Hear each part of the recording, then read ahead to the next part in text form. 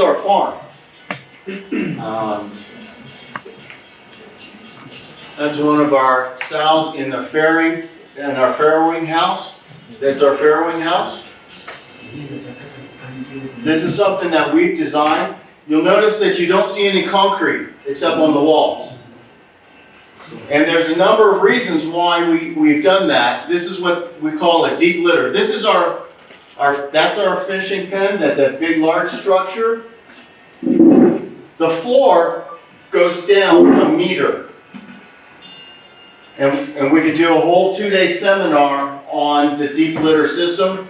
But as far as we know, now we're not new in East Africa. Ugandans they're ahead. Let's just be honest.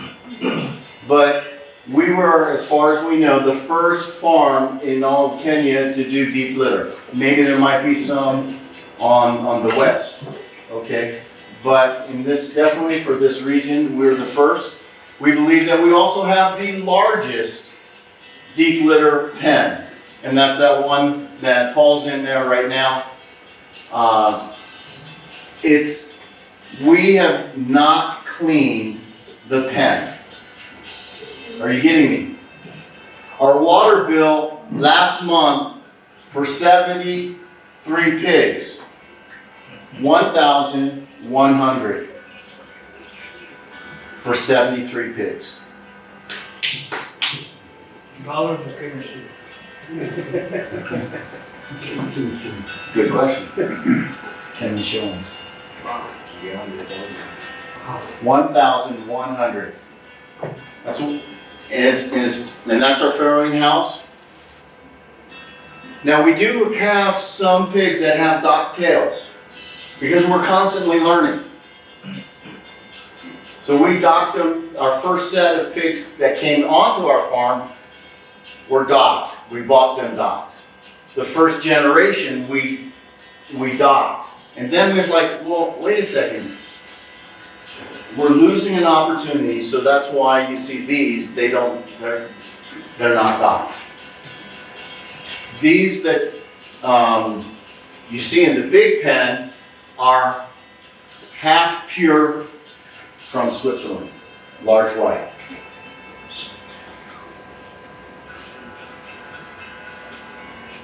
So I'll stop that.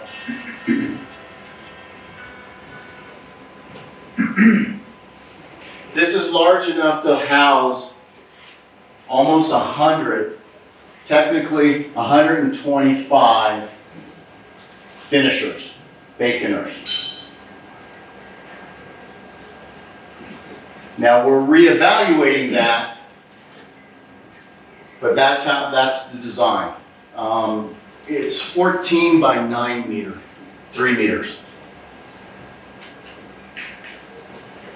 It's a very large pen. We've set it up so that these pigs have a good time. They honestly have a good time. Now, the reason I'm saying we're constantly reevaluating because we're managing our herds. At times you'll see your herd. I don't want to hear anything from my pig pens. Are you getting me? Why don't I want to hear things from my pig pens? Usually it's not good. There's a couple of exceptions when hearing stuff from your pig pen is good, is when you have a litter, okay? And when you have a boar and a sow. You want to hear a lot of talking between that boar and that sow, don't you? If your boar's not talking to mama, he's not getting it done. He's not giving her love songs. Okay? That's his job. That's part of his job. Your boar's got to talk. Your boar's got to slobber. Your boar's got to get in the pen or get near him and pee and poop and say, hey, lady, I'm here. Okay? But beyond that, I don't want to hear anything from my pigs because they're wasting energy. You getting me? Any questions? Since we're, yes, sir. How do you manage, in case of a disease outbreak, how do you manage with that large amount of pigs in one? You manage it, you segregate. That's,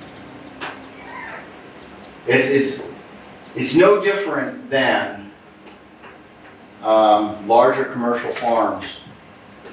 So, for example, around the world, they'll have in one house 5,000 pigs. It's risk. It's a risk that you take. Now, one of the advantages of what we're doing is, and this is a good time to introduce Barnabas. He's one of our partners. We use IMO, indigenous microorganisms. So it becomes a compost pile. So our byproduct from this is dirt, highly nutritious dirt that we can then put on or sell out if we choose to. So we use EMO as a disinfectant as well, because it's going to eat your viruses and your bacteria, your bad bacteria. It's the same micro, genome or whatever that's in our gut. That's the life of our farm, is, in our management practice. So we spray EMO about twice a week, or when it tells us. When you smell ammonia, that means it's out of bounds. It's gone into anaerobic breakdown. There's benefits of going into anaerobic because it's high heat, so it's killing germs, but it's also killing the good germs. And the negative of when you have a lot of ammonia is that it can be toxic to your pigs. So that's part of the servants that you have, your farm workers, is that you need to understand how that system works. And then we simply just turn this over. And obviously all of us that have pigs, we know they choose a spot. Come hell or high water, they want that spot to relieve themselves. Is that correct? So if in this one, let's see, get my bearings. This is the dunning area. They have chosen this corner. So what that means is, in part of our management, is we have to take the wet and then drag it to the rest of the area and mix it in. Because if it gets overloaded, you have too much urine, too much nitrogen, and there's not enough to break it down. So we are in the process of, it's been a year, so February, a year and 8 months on our very first pen, which wasn't in this presentation. We're in the process of redoing that pen. That's our only maintenance that we've really done. We put too much in it, and it's time to take, because as it breaks down, it moves farther down your pen and breaks down. And when I was in the pen yesterday, when I was really shocked, because we had this one section in the middle. We have the feed zone, and this is the pigs. They've decided this is what we put the feeder out. So we decided where the feed zone is. Then there's a dead zone, so to speak. They don't go to the bathroom there. And then we have our water here, and then they have their bathroom where they've decided. So in this, what I call the dead zone, as we were digging, we were getting a lot of heat and a lot of ammonia. That's a management issue. That's us. That's on us. When we got to, so as I'm moving and we're rolling it over, we got into the bathroom area. And there's a sweet smell when things are breaking down properly. So it was in balance there, it was out of balance here in the middle. So it's our job to make sure that it remains in balance. So that's a little bit, I mean, there's a whole some, you know, it'd take me 2 days to describe all that we've done, but we also do consultation. So this saves us time, saves us money, and it actually puts meat on our pigs. Here's the next tip. You said from the floor going down is 1 meter. Yeah, so from this level down is about a meter. And that's just filled with This is rice husk. This right here is rice husk, but it's a layering system.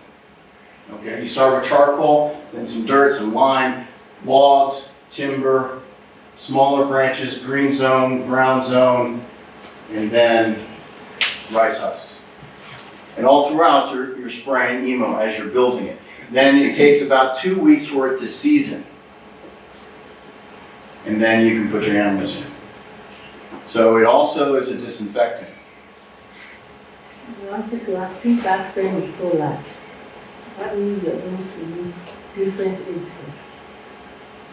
Please, I'm saying since the pen is so big, it means you're going to have different age sets.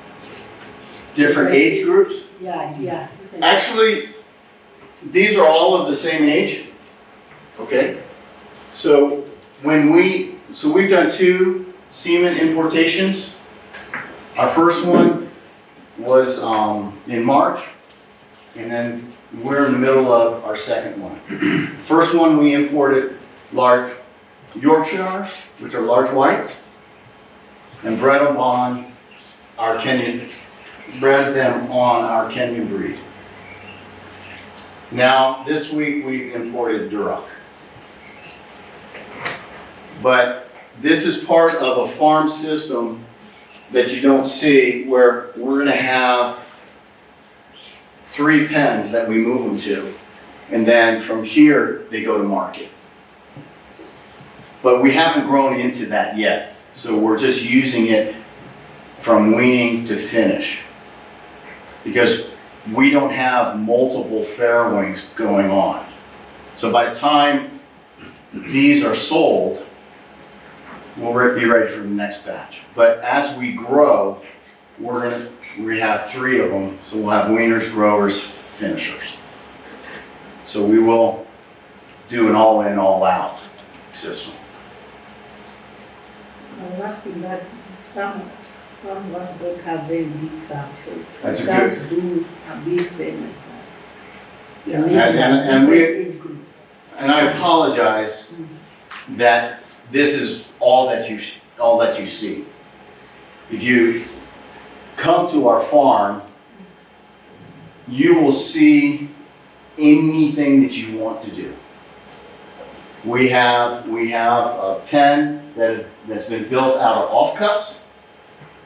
We have the farrowing house, we have our gestation house, and we have this finishing house. So I want to encourage everybody, and we didn't necessarily design it that way, but we had 4 different structures out of necessity. It's like, here's another tip. And when possible, have a bore present for AI. When possible, have a bore present for AI. The reason that we found that critical is because the breed that we have does not stand very well. It is a genetic weakness. I've actually been doing AI, literally chasing tail. And it took. I'm telling you, the breed in the world, there's a farmer that all he does is start his diesel truck and his salvage locks up. Hey, if only that's all we needed here. I'm telling you, our breed does not stand well. That's our experience. And so when we our breeding, we have different goals. We were talking to one of our partners, Equity Bank. We met with Equity Bank yesterday. We're not partnering up with them yet, but want to let you know that they are very open to helping us in the agricultural industry. They're very open to that. So we met with one of the regional managers and talked to him about different things. And he was asking me, so when will you have a pure breed? And I'm like, well, you're kind of asking the wrong question. Here's the next tip. Just because it works in Europe or in the US or in Canada or China or Brazil does not mean it will work here. That's what we do. We look and we try to find the best in the world, contextualize it. Big word for, will it work here in Kenya and East Africa? Should it work here in Kenya and East Africa? So that we can be successful. We want not necessarily to have a pure breed. We want a solid genetic breed that will work here. So if somebody says, well, is it going to be this? Maybe, maybe not. So we're breeding York on top of Landrace. If we had had large white or Yorkshire, we would have bred Landrace on top of the Kenyan large white. And the reason is what they call hybrid vigor. And this is also the reason why you do not inbreed. What hybrid vigor is, it'll take, in livestock breeding, it'll take some of the best genetics of the one parent and the best genetics of the other parent, and when they breed, their offspring will be a hybrid, will be a cross, but it will be more vigorous than either of the two parents. Are you getting me? That's why we took the strategy that we took, is because we looked at what we were experiencing with the breed that we have.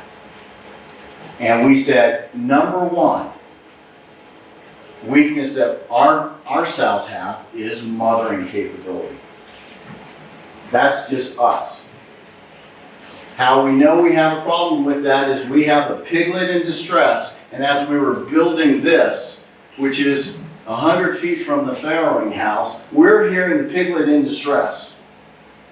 Mom is still laying on the piglet. That's not good mothering. That's poor genetics. So one of the advantages of having a farrowing house, so let me go back. So that's why we're breeding the way we're breeding. We're calling it Kenshire. And we're breeding for mothering capabilities. We're breeding for milking capabilities. We're breeding for litter size. And our focus, here's another tip. Do not focus on litter size. Focus on net weaned, number weaned. Because if you have a mom that produces 16 and she gives you 8 to the weaning house, or 8 to your market, or you have a mom that gives 10, which one's the better? Which one do you want? You want the 10-10. Okay? Now, we hear what goes on Facebook. We're not unawares. Somebody said, I've got Canberra. And I got, how many did they say on Facebook? 22. We called, we DM'd, we called, and what was your experience, Paul? Huh? Was not true. Okay? Don't focus on litter size. Focus on how many get to the next phase. All right? Here's another tip. If you are farrowing, what is the most critical time of the farrowing?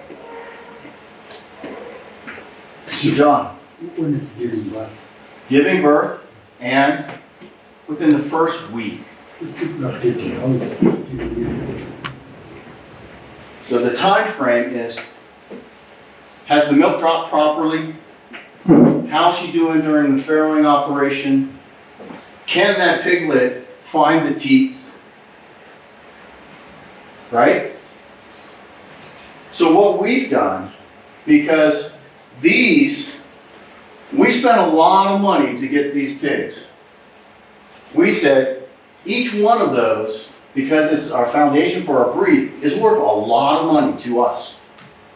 Most people walk in here, or we'll tell them how much we're asking. They're like, I can go to XYZ, I can go to the village, I can get this, I can get that, I'm good to go. You're not my customer. You don't value breeding. So they're very, very important to us.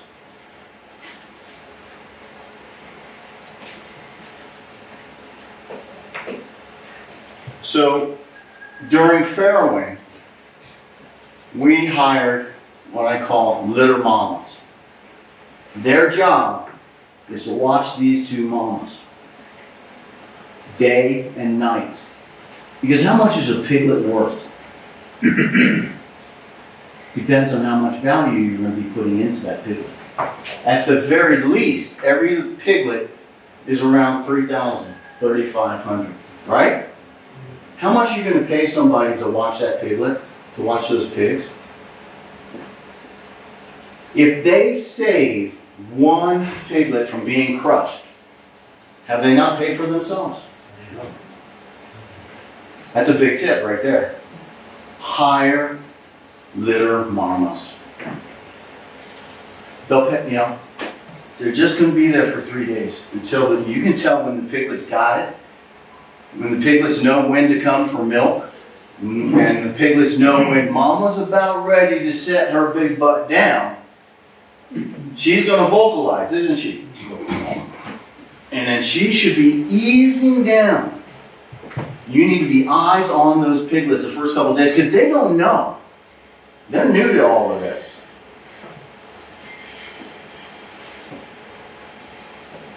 Here's another tip. Concrete in farrowing operations is your worst enemy. Concrete in farrowing operations is your worst enemy. If mama lays down on a pig on this stuff, there's less likelihood of my piglets, our piglets, of being crushed. Concrete does not give, does it?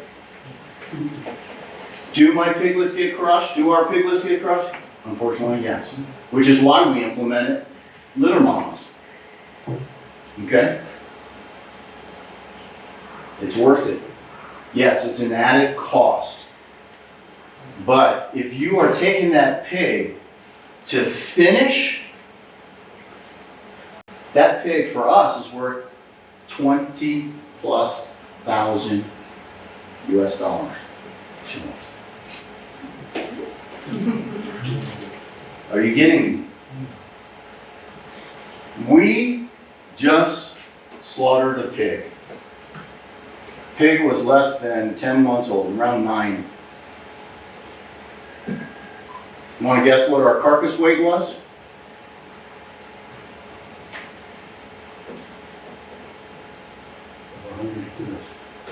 You already know the answer. 98 kilos. Carcass. And we were behind.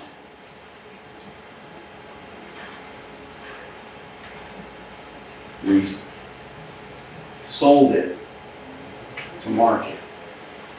There's another, that's part of another tip. Find a profitable outlet. We have the ability through Paul's dad, who was in the pork industry. He's extremely well known and a great reputation in Gatakuyu for pork. He would butcher, broker pork. So when Baba says, I got pork, people come. What did we start selling our pork at the very first? 400. We sell our pork at the very first one for 400. Okay? We had spoilage because we slaughtered on Friday. Come Sunday, we still had pork that's spoiled. We still made money. Next time around, we had people doubling their orders. There's another tip. Garbage in, garbage out. Taste is a factor of breed and feed and management. So those things that were associated with the farm, breed, feed, and management, all of them affect taste. How? If your pigs are stressed, that adrenaline is flooding the meat. And it's going to taint your pork. Are you getting me? If you have quality feed, you're also going to have that reflected in the taste. Now there are breeds that are taste breeds. Which are the breeds that are breeds of flavor?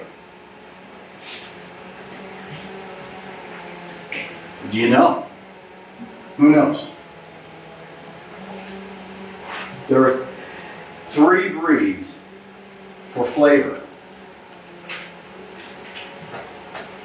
The number one, there's this other breed that's also a flavor breed, but it's a very, very specialty breed. So that's the Kuni Kuni, the weird breed.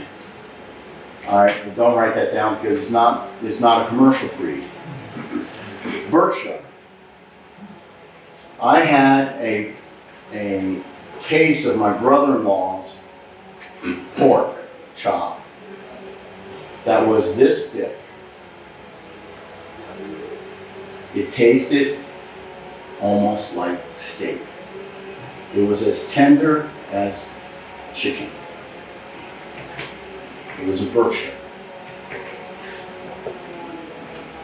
Duroc is a taste breed. Do you know that a factor in your taste is your fat content, water content, and pH level. So that's why I said, for us to be profitable, we need to provide great tasting, which is also, if it tastes great, it's going to be nutritious. So I took it down. So, Sorry, can I take that point? Go ahead. The flavors, is castration also a factor? absolutely. If like Farmer's Choice, will not take an intact boar, an intact pig or boar. They will not take it. All right. So, dog food. Boars are only good for dog food.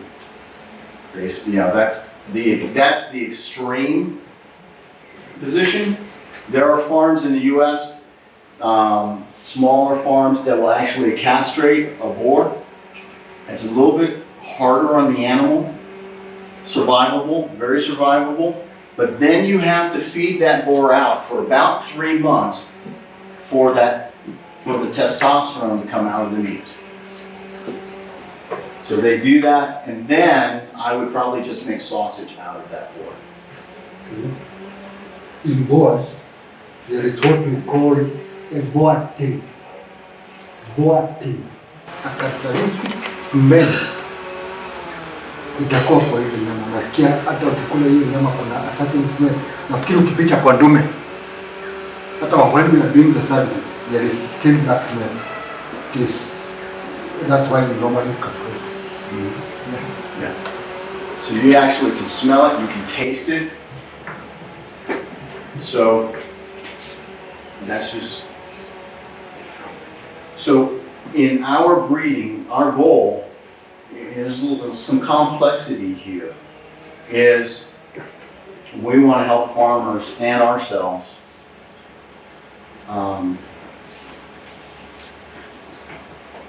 I'm thinking of how far I want to go into this at this point in time. Let me hold that, and I'll talk about a breeding strategy. But now's a good time. Now's a good time. Sorry, you said there were 3 breeds, Berkshire, Duroc, what are the Hampshire. I did not say the third one. Those are your meat breeds. And so normally in a large commercial farm, and I hope, I'm pretty blunt, so I'm just gonna say it the way it is. If you have a and this is from our personal research and talking to the people in South Africa, PIC is one of the largest breeders in the world. When they do their metrics, they're talking about having very specific computer-generated breeding values from thousands of farms and millions of pigs. And they have presented to the market a breed called Camborough. We looked at importing 35 gilts and 2 boars. During discussions, I asked them, okay, the sow's going to have a lifetime, and then what, we're going to breed, and she's like, oh, no. I'm like, what do you mean? Camborough is an F1. It's a hybrid between Landrace and Yorkshire, large white, okay? That's a Camborough. The only people that have Camborough is a trademark. Only people are people that have received it from PIC. We see it on Facebook. I have Camboroughs. Really? Seriously?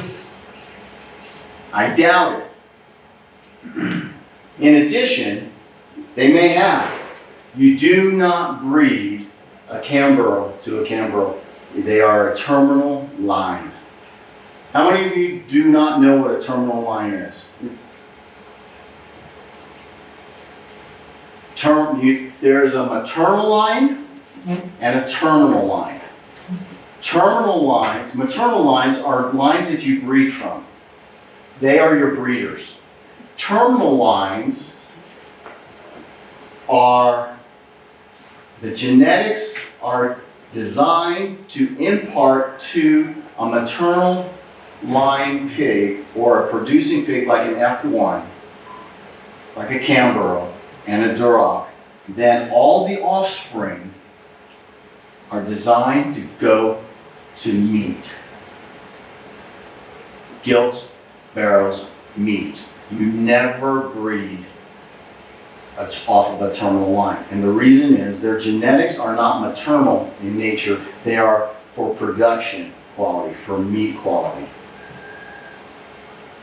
So Camborough in itself is designed specifically to be bred to a meat terminal sire so that their offspring go to the market and the market only. You could do it with a Hampshire, and hybrid in a Hampshire. You could do it hybrid in Duroc.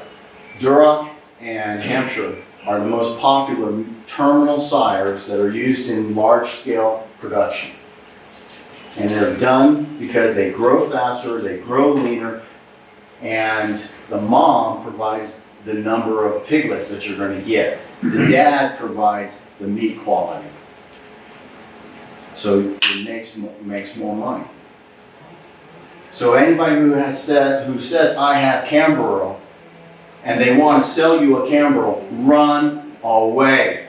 Because even if they did have Camborough, they should not be breeding them back on themselves, because that's not how they were designed genetically. And that's what we found out. And I said, so after 3 years, what do I do? How do I grow my herd? She says, you just order more. I'm like, well, at $20,000 a herd, I can't afford to do that, can I? Right? So it is the best, but it won't work here, will it? So be careful on what you breed. Now, if you are growing your herd, if you want to grow the number of sows that are producing, here's your next tip. You must breed to a maternal line. You must breed to a maternal line. Now that must is loose, okay? You better said, you are best to breed to a maternal line. Meaning one that has the maternal, so when they talk about breeding qualities in maternal versus terminal, you're looking at the litter size, the number born alive, the number weaned, the milking capabilities, the mothering capabilities. Those are all maternal traits. There's always a trade-off in breeding. You can't get the perfect breed. They don't exist. What you get in Duroc, and this is something that we all know is happening in the market right now. What is the hot breed right now? Duroc, isn't it? Is that not true? Okay? The hot breed is Duroc. Great. What is about the, going back here, best litter size for a Duroc? If she is just absolutely a rock star, she'll give you 12. Usually 8 to 10 for Duroc. So we are going for something that is actually going to push us backwards because we don't understand. There are reasons to breed Duroc. Taste is one of them. Fast growing is the other. So we are also developing what we're going to call Kenrock, a Duroc hybrid, for the purpose of bringing a maternal line to produce meat, or for those people who want to just raise Durocs. There's nothing wrong with them because they will give you very, very great meat. So in our story about how we produce, this last pig, the money we made, not the profits, was over $43,000 for one pig. The profits were over roughly around $20,000 for one pig. Not bad, is it? Okay. We got there because of our feed, not so much our breed. It's our feed and our management that enabled us to do that. And because of marketing. Because we leveraged the experience of Paul's dad.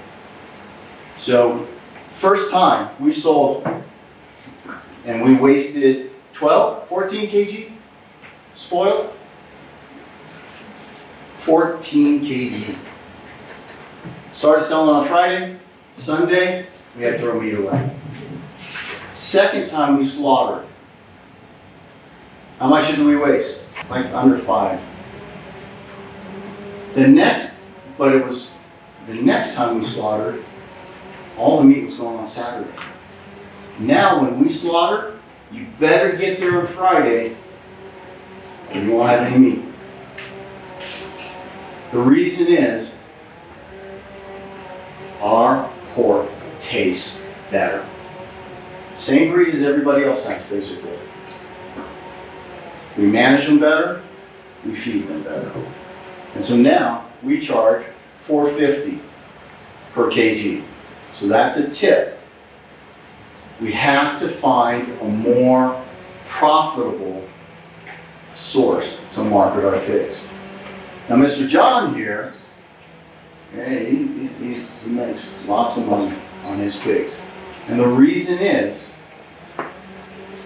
he has a pork center. So no longer does he sell to a wholesaler, doesn't sell to a butcher, okay? We know, we'll do it this way, we know who's on the bottom, we're not gonna talk about them. Next level up is the butcher.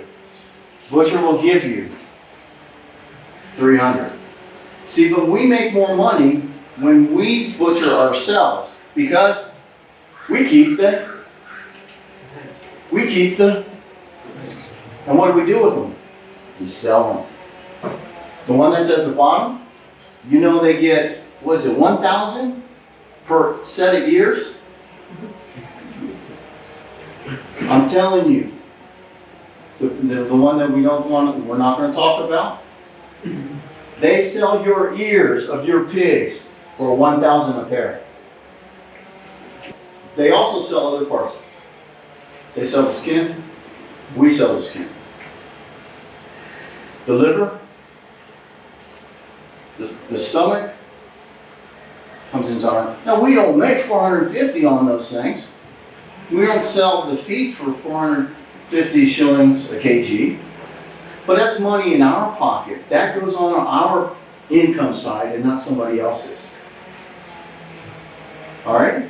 So that's a tip.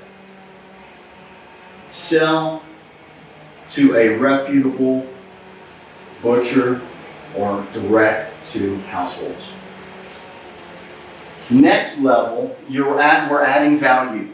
So we have to either decrease our costs or increase our income. It's simple math. Which one do we have more control over? Which one do I want to encourage all of us to have more control over?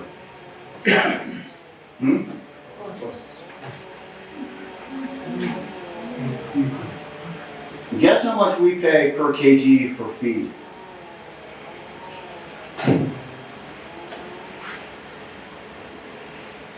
You already know the answer, I think. Yeah. But guess, how much do you think we pay for our feeds? Close to 50 shillings per kg. You already know the answer. I'm asking. Close to 50. Yeah. Over 45 shillings per kg. We talked to a major manufacturer of feeds. We talked to the person formulating the feeds at a major company here in Kenya. And he said, our feeds are lacking. And some of us in this room use their feeds. He said, our feeds are lacking.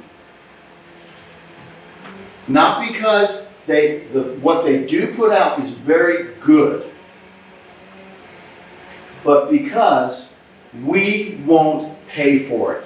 He has no market for the feeds the way he knows they should be done.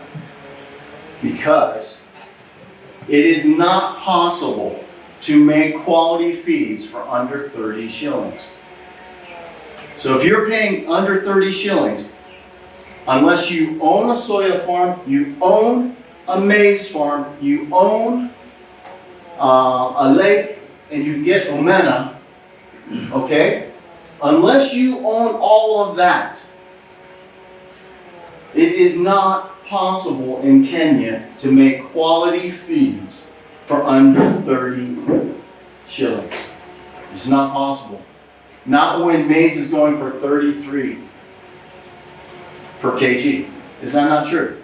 Not possible when soya. So measure your energy. Soya is energy, but majors in the protein. We have tested 15 at least. Right, Paul? Yes. formulas. We've got a spreadsheet that I've downloaded and I modified, and we will take our feed formula, we send it off to the lab. It comes back lacking. Per the formula, everything should have been there. So I said, okay, our feed is lacking by about 20% based on what the international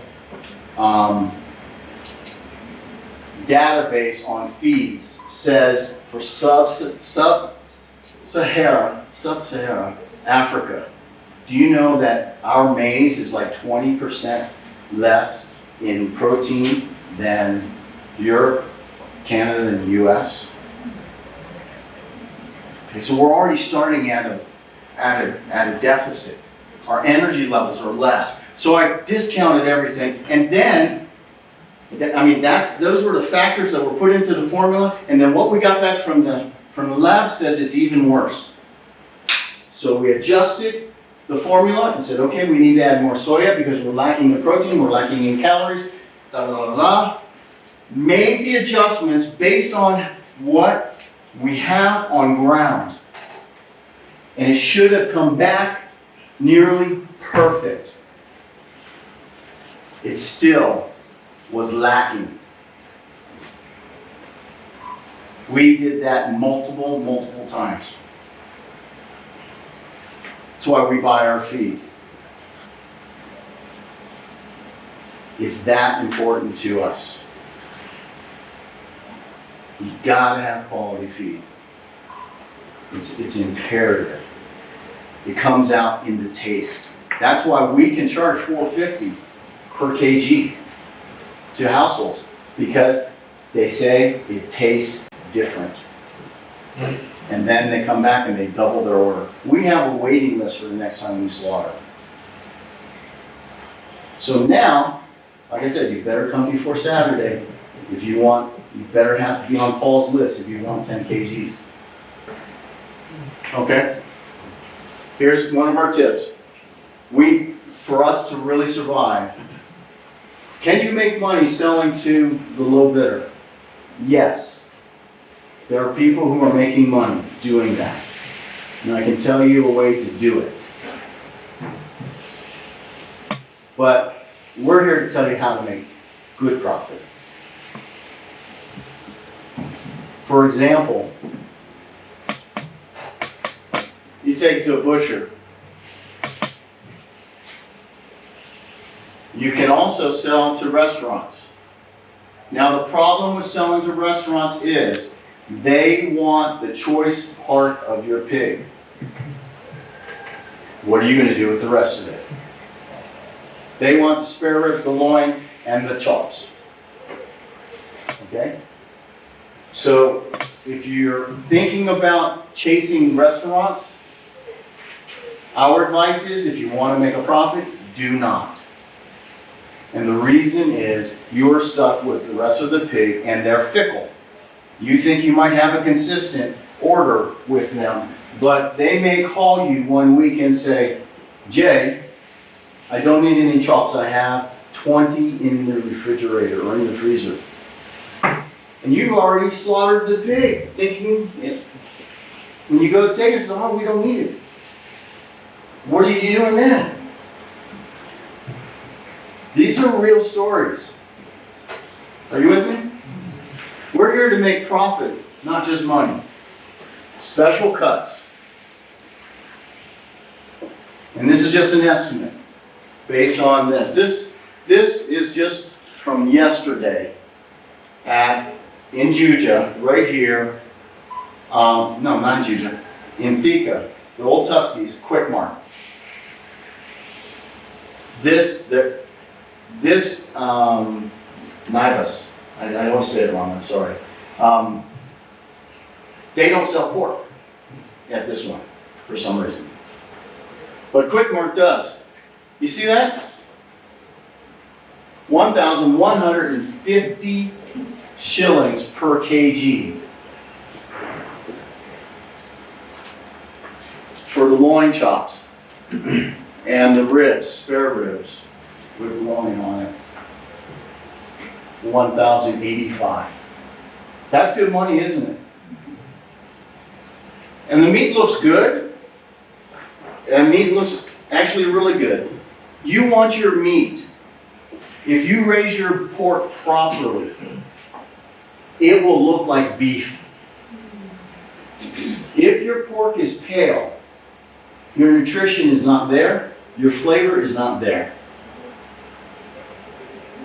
The best, like I said, Berkshire, the best pork has fat, intramuscular or intermuscular fat. That's what we're going for.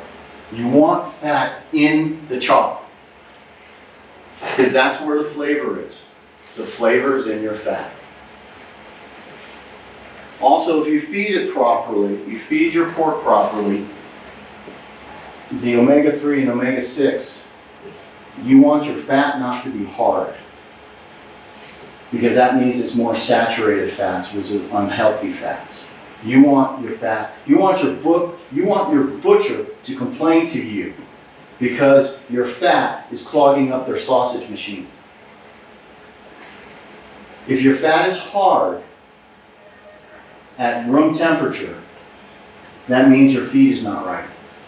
Your fat doesn't have the nutritional value. It has more saturated fats. Okay? So your carcass is going to tell you how you've done and where you need to go with your breed and where you need to go with your feed. So if there's a way you can go, these are kind of, progressions. Now we have to be careful. Don't overextend yourself because your pork is perishable. Right? Our pork is, in our environment, our pork is perishable.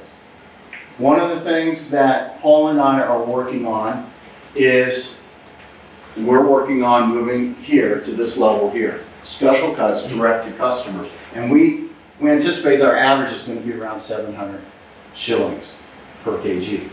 So 100 kgs carcass weight times 700, that's pushing, what is that?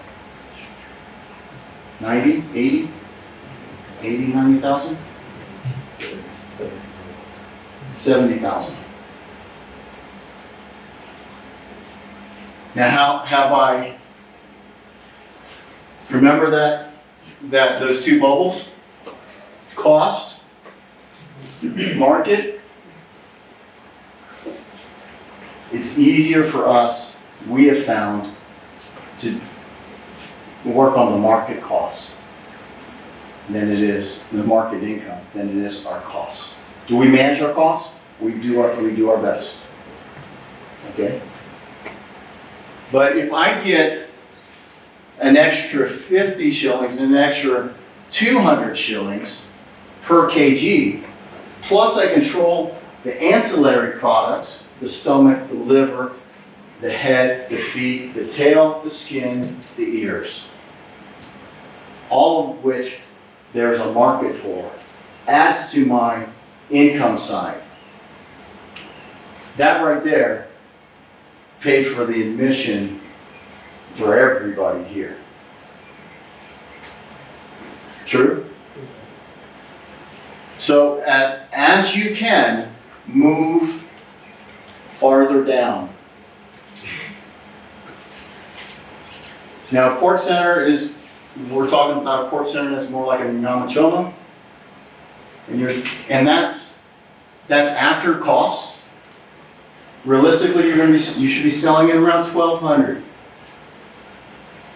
But then you've got to pay your help, you've got to pay overhead on the restaurant. So you should now net over $800. If you own your own restaurant, you're now selling specialty cuts.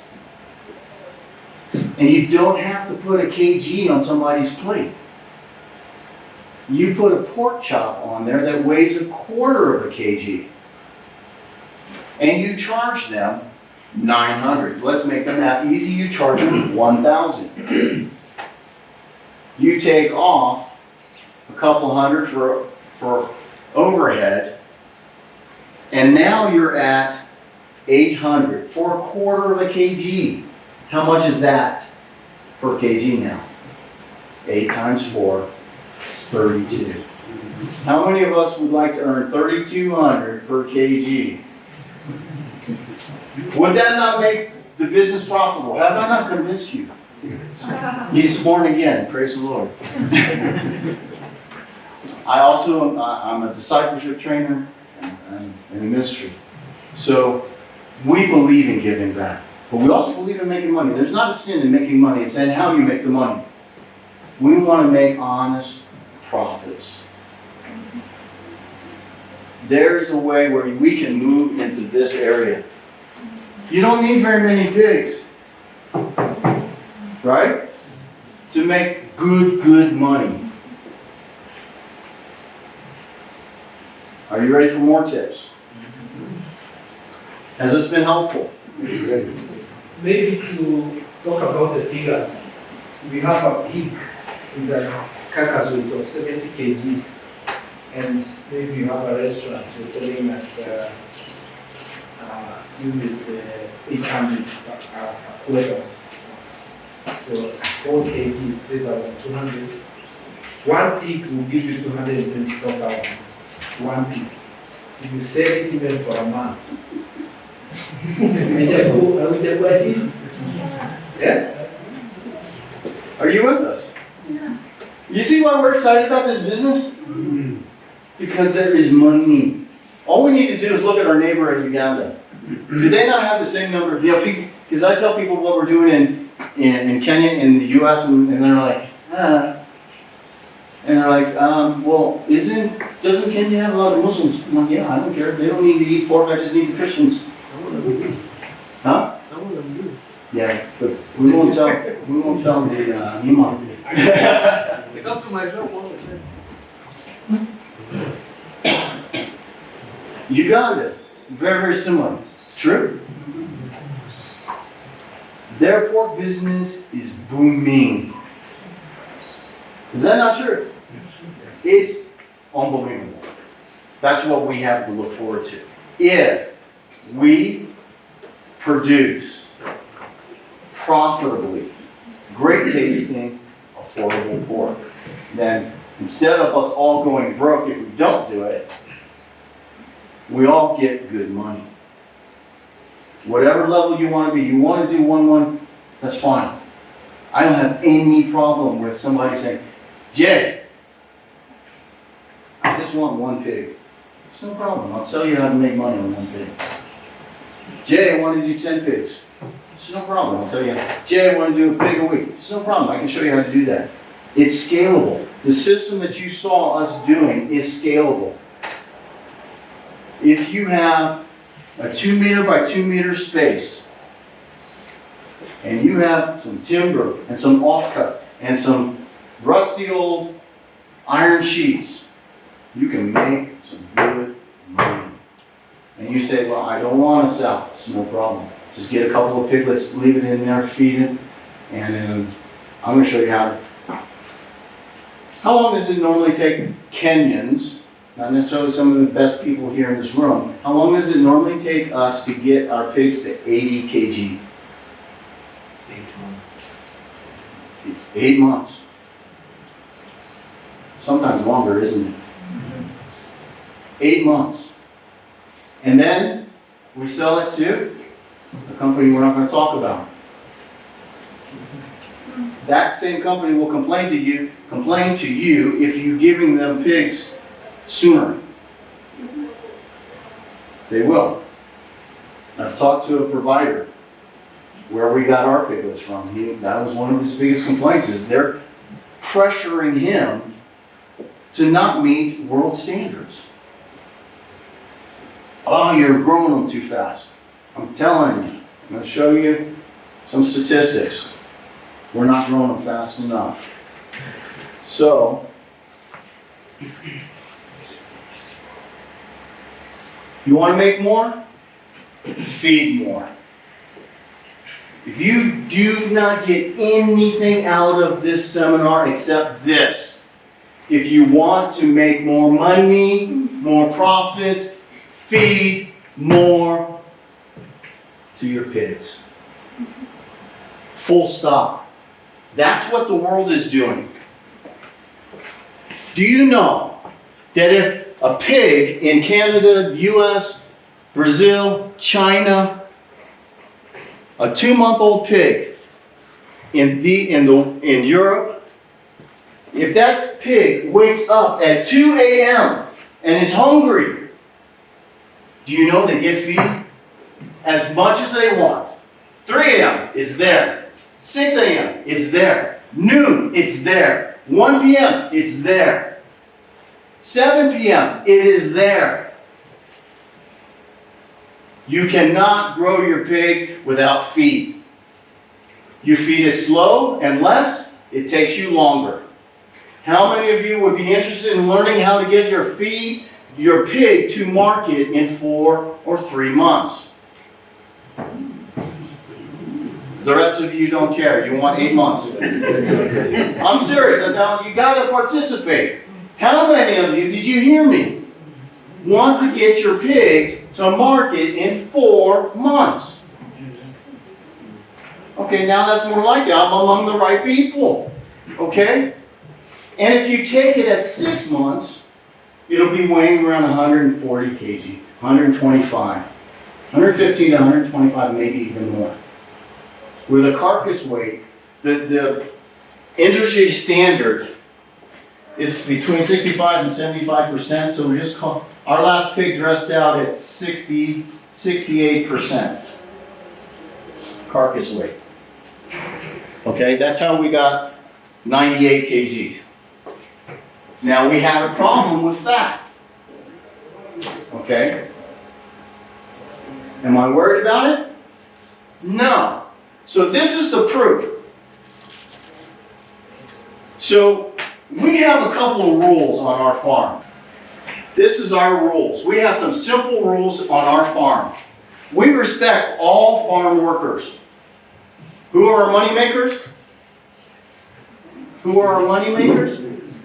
The pigs. If you said farmers, you weren't paying attention. Our money makers are? They're our #1 worker. We respect them. We treat them well. We want them to have 0 stress. If they're a barrow, they will have 2 bad days on our farm. The day they get castrated and the day they go to the market. If you're a gilt on our farm, you have 1 bad day. The day you go to die. Okay? The rest of the days, I want peace on my farm. We want peace on our farm. It's as simple as that. So we show them respect. Because we're a breeder, and if you want to grow your herd, you only breed the best. You eat the rest. You only breed the best. You eat the rest. No matter if you love that pig. We had a pig, Pig K. All our pigs are named A through P, and we have 603. She's eaten. Pig K. I remember Pig K. She was not a good mother. Her milk didn't drop. She didn't care for her litter. What did we do with her? She's in the freezer. She's in somebody's belly already. Okay?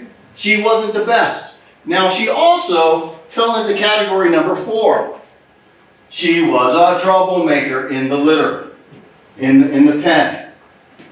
We have, as farmers, as pig farmers, you have enough chaos on your farm. Isn't that not true? You have pigs. You have chaos.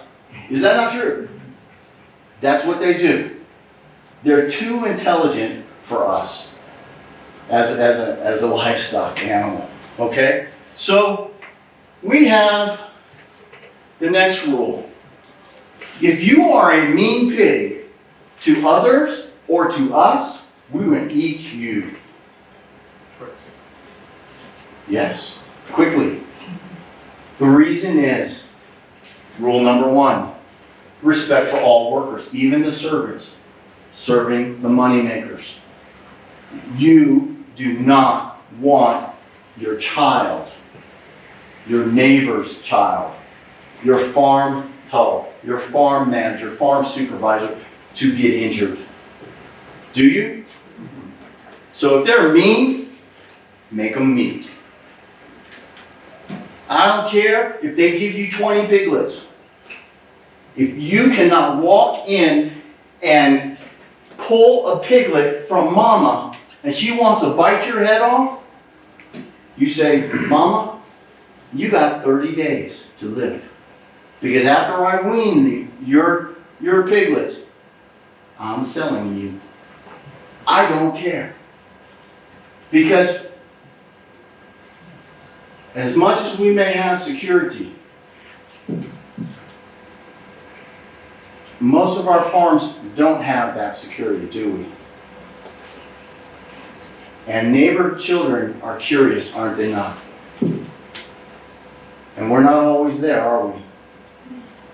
So if the little boys, usually it's little boys that get us on, I know I did, climb over your fence and they look at these cute piglets and they jump in that pen, God help us. So you better eat that mean one, and you better eat her fast, especially a boar. You don't eat him, I'm killing you, okay? And then we eat troublemakers. If you are causing chaos on my farm, so the feeding trough, if you are always upsetting the feeding trough, Kay, she was a troublemaker. She was not a profit maker, she was a troublemaker, so she couldn't get along with the other pigs, so we let her out in the yard, because we have some area that she can go and dig and be a pig. At the time, we also had chicken. I watched her. Paul told me about this Kay's trouble. I'm like, really? He says, she makes her rounds, she dumps all her water. So we have water dishes out for our poultry. Because we had free-range poultry. I watched her. She would make a circle around our farm, find the water, dump it. Not drink it, dump it. Go to the next one, dump it. Go to the next one, dump it. Go to the next one, dump it. And what's my farm hand doing? Filling water, filling water, filling water, filling water. We ate her. In fact, we kicked her off the farm. It's true. We said, you need to leave, or we're just going to kill you, or we want to eat you. Because, remember, all paths lead to meat. We didn't want to waste that meat, because we had put a lot of money in. So we literally put her on a different farm with a friend of ours. She had her own little pen. We fattened her up, and we ate her. Because she violated rule number 4. Rule number 4 also came into play. See, respect doesn't mean you don't discipline your pigs, okay? If they're doing something that you don't want them to do, that's dangerous to them or dangerous to others, you gotta whack them. Is that not, that's showing respect, okay? Because if you don't discipline your pigs, they will become a bully to you or your farm people. If they don't learn early on that, no, you're just a pig, we're the humans. So we do discipline. So we had this beautiful, she was a beautiful pig, and I haven't seen her in a while. Okay, so let's go back to this. So, guilt number 2 got kicked off our farm. She is half Duroc. We supposedly got land race from this farm that we won't, people that we won't talk about. She farrowed and gave us 3 browns, 1 spot, and 1 stripe. And we were supposed to get land race. We got Duroc semen. Okay? There's no problem. That jump started us towards our Kenrock. Okay? So we are breeding. So her guilt number 2, I've protected her name, is we named her Miss Trouble. We weaned her, And the way we have it, we have open nursing. So we weaned her and her sisters and brothers. And she was one of the most beautiful pigs that we had. She kept jumping over the fence and then going to our open farrowing, that mama's, she weighed twice as much as some other litter mates. Okay, because we didn't wean the smaller ones, we wanted them to be on teat a little bit longer. Okay, we would turn around, she finds a little hole, jumps over, goes, and whoever has dropped the milk, she's bullying the little ones. So I grabbed her, and well, she didn't understand it was on the rest of the pigs were white and she was brown. So she thought she could get away with it. But I would chase her down, grab her, spank her very, very hard, and put her back in the pen. Less than 5 minutes later, oh my goodness, less than 5 minutes later she was out, she got off the farm, she went to somebody else. Feed more, make more. We averaged over this last, her sister, litter mate, they're weighing 145 kg, she's weighing 98, probably fed twice a day on cheaper feed. If we were to sell her today at what we were making, this is what you make, not the profit, okay? The difference is almost 5,000 shillings. Feed more, make more. Are you getting me? They grow faster.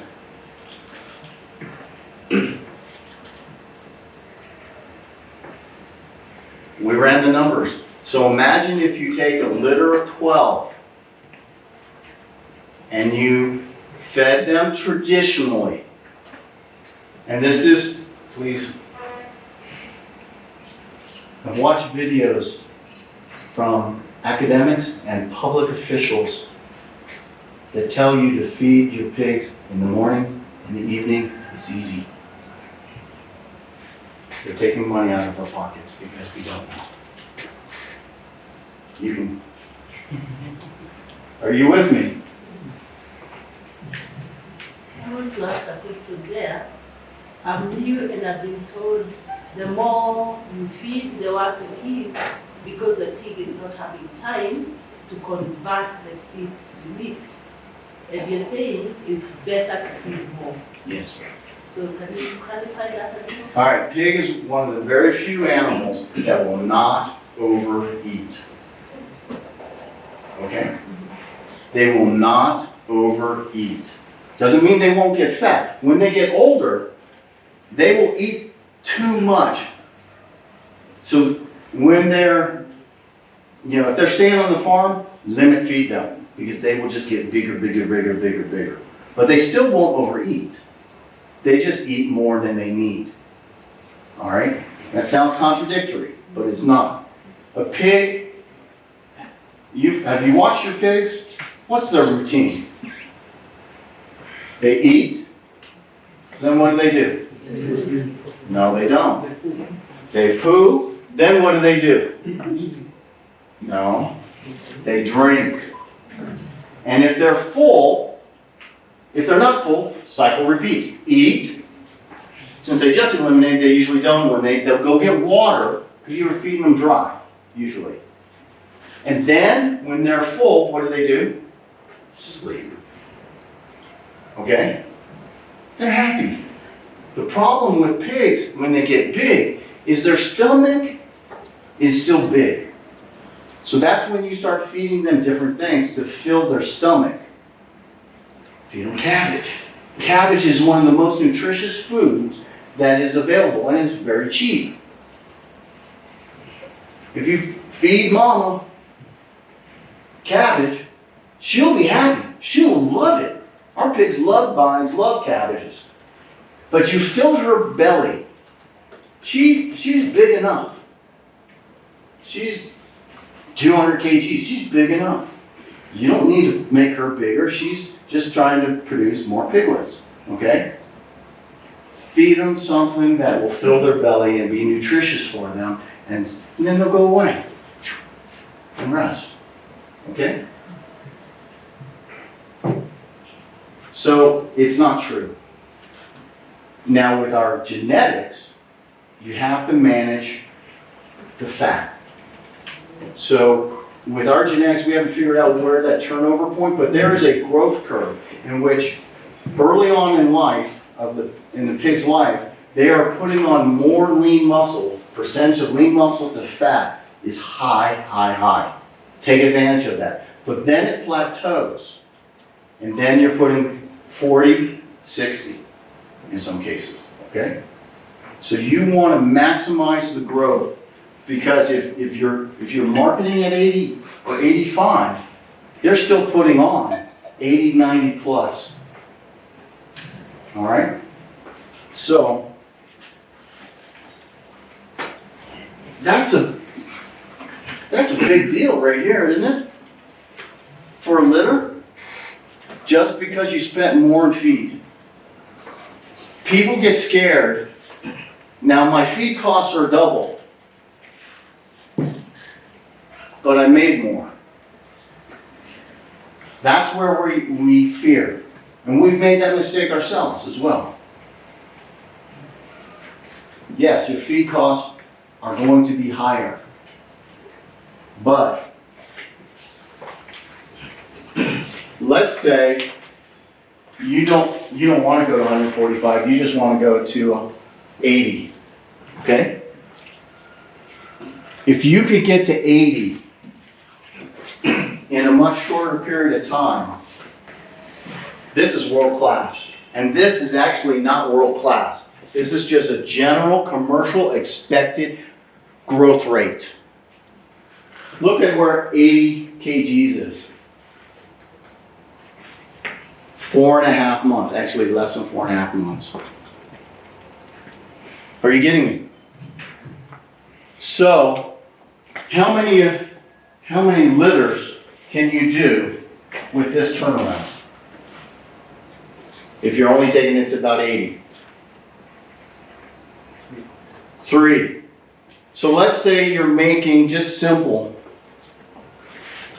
Remember, it's all physics and biology. How much feed is it going to take you to get to 80 with best feed conversion? 3. Our experience is our feed conversion is well over 4. Okay? So no matter how fast you feed this pig, it's going to take at minimum 240 kgs to get to 80. It's a deal. You with me? Does that make sense? Okay?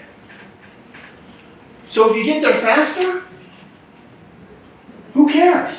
Right? I care because I make more money. So let's say I'm taking it to 80.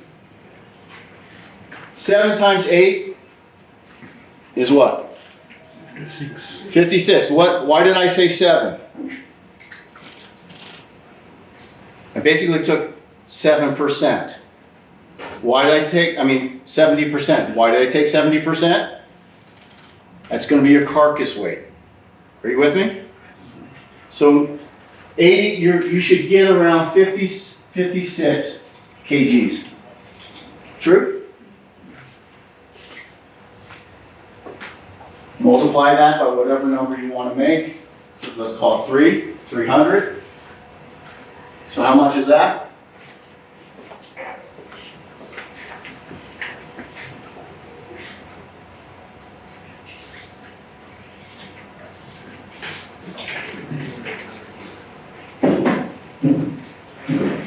All right. Now this is top line income. You can make $17,000 in 8 months or $17,000 in 4 months. Which one do you want? 4. Okay, I'm still in the right place here. Okay. Now your profit is that going to go up or down?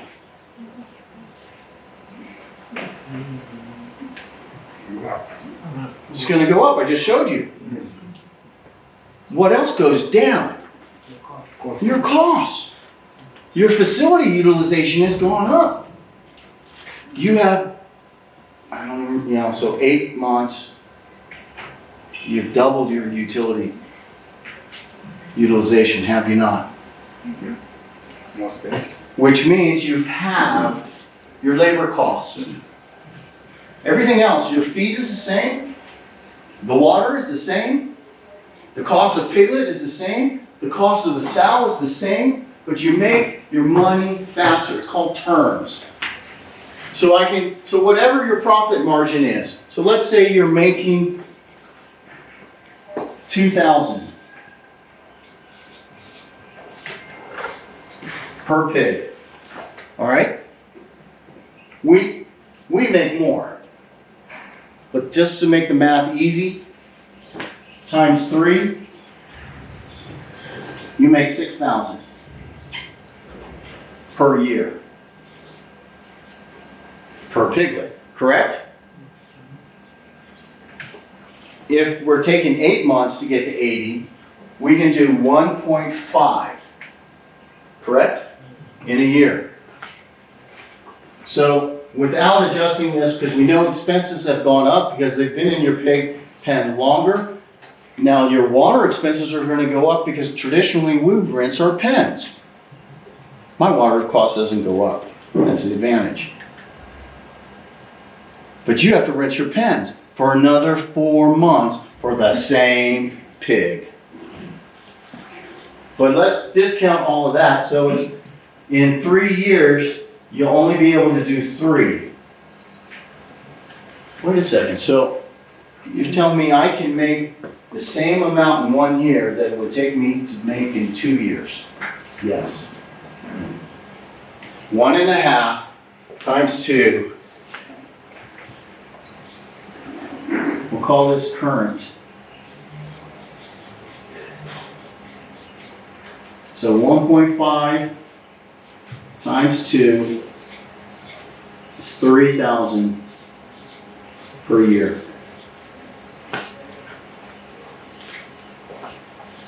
That right there, pay for your next seminar.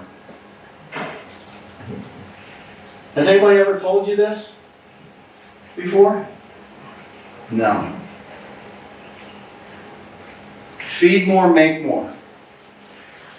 Feed more, make more.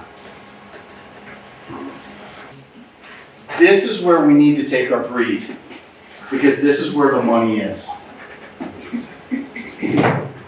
So the numbers that we're getting and hearing on YouTube, hearing on Facebook, hearing from the agricultural teachers, hearing even from the government, it's down here. It's not what we should be shooting for. Okay? This is what we need to shoot for.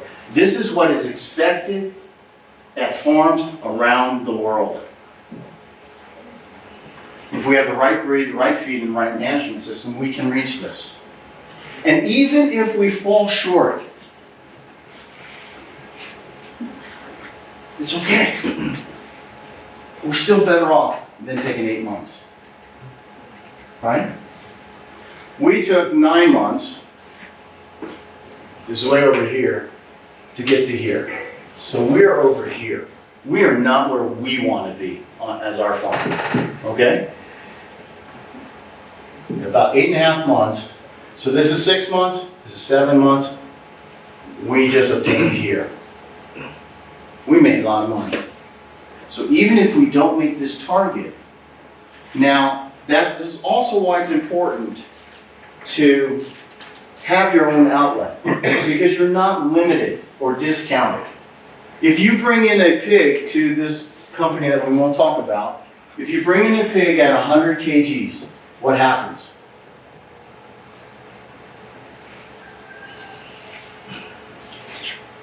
You don't know? They discount you per kg. Why? Do you know why? They think that it's old.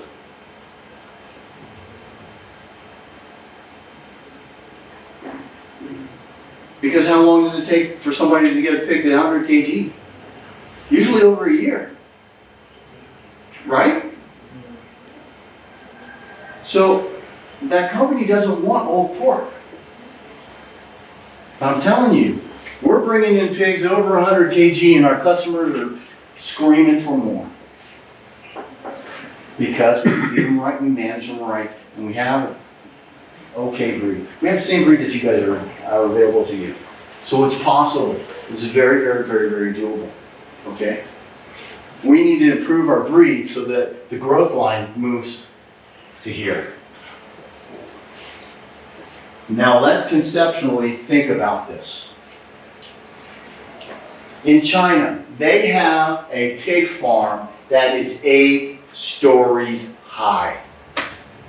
They move their pigs, 50, 20 of them at a time in a lift. Are you kidding me? A lift for pigs. Some of our farmers have never seen a lift, okay? Until recently. Is that not true? And in China, they're putting their pigs on lifts. This is crazy. It is just absolutely crazy. The money is there. I forgot where I was going. I got so distracted on that. But we got to move the line. Our performance needs to move over here. The advantage of selling the pig at higher weights is your initial cost is a per piglet cost. True? Whether or not you're buying them or you're breeding them, you have a per piglet cost. Why not maximize the amount of weight that you can put on that pig before it starts putting on a lot of fat? Because your investment is still going to be the same. If you sell your piglet costs you $3,500, right? If you sell it at 80, you have to divide 3,500 by 80. Okay?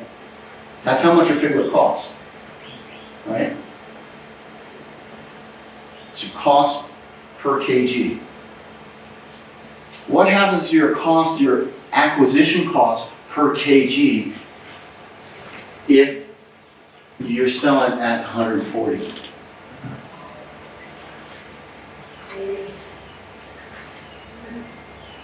It goes down, doesn't it? What's 3,500 divided by 80? Huh? You said 3,500 divided by 80? Yes. It's So- 43.75. So your acquisition cost at time of sale will be, we'll call it 44? 43 point, 43.7. let's make it 44, let's make ourselves life easier. That's per kg, right? Now that has that pig's price changed? No. So we bring it down, 3,500. But our sales price has gone up. I mean, our sales kg has gone up to, let's say, 140. Now what is our cost, acquisition cost per kg? 25. 25 shillings per kg. How much of a reduction is that? 25 divided by 44 minus 1. It's over 30, it's about 35%, isn't it? You saved 35% on your piglet because you let it live longer. Right? Are you with me? Now you're also going to make more. You're going to make nearly 100, you're going to nearly have 100 kg of carcass weight. And this is why pigs are valuable. If we run our business right and we don't let other people tell us how to run our business, our pig farms, and we have the right perspective, we can really make some money. Right? We have to let the math, the data, tell us what to do. But this only works if we develop our own markets.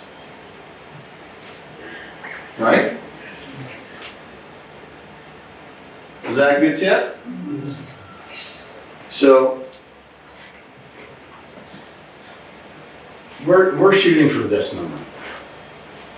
All right. How many of you would like to learn how to get, on average, one extra piglet per farrowing for the life of your sow? Raise your hand. Those of you who are farrowing, you want to get one extra piglet, on average, per parity for the life of that sow. Let's say you can get 6 parities out of the sow. You should get at least 6, but let's say 6. 6 times my math guy here. 6 times 3,500. If you sell the piglet,